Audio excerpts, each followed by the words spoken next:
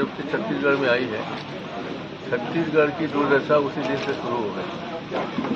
Result निकलने के पहले हरदेव के पेड़ कटने लग गए और पेड़ की कटाई ऐसे होने वाली है कि हमारा पूरा सिंचित एरिया जानिए खराब हो जाएगा। आने वाले समय में पानी मिलेगा। जितने हमारे कांग्रेस के कार्यकर्ता हैं, उनके घर पुलिस आ रही है, जा रही है, किसी भी कारण बुला रही है, उनके खिलाफ तरह तरह के प्रताड़ना के केस किए जा रहे हैं, ये अलग बात है।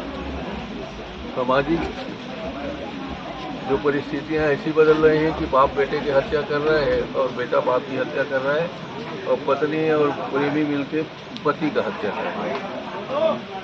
नक्सल के मामले में ग्रामीण जो कहीं से दोषी नहीं है उनको नक्सली समझ के मारा जा रहा है। कोरबा में अभी सुन के आ रहा हूँ, पुलिस की अभिरक्षा में मौत हो रही है। पेंड्रा में सरेआम सबके सामने एक लड़की की चाकू मार मार के हत्या हो रही है। हर जगह पुलिस की प्रताड़ना बढ़ रही है, उनका अत्याचार बढ़ रहा है।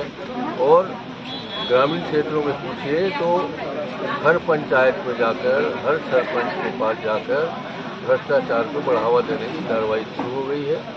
इससे छत्तीसगढ़ पूरी तरीके से आक्रोशित है और उस आक्रोश को व्यक्त करने के लिए हम लोगों ने 24 तारीख को धरना का कार्यक्रम रखा है, महान धरना का। उसी सिलसिले में हम सब साथियों से मिलते जा रहे हैं।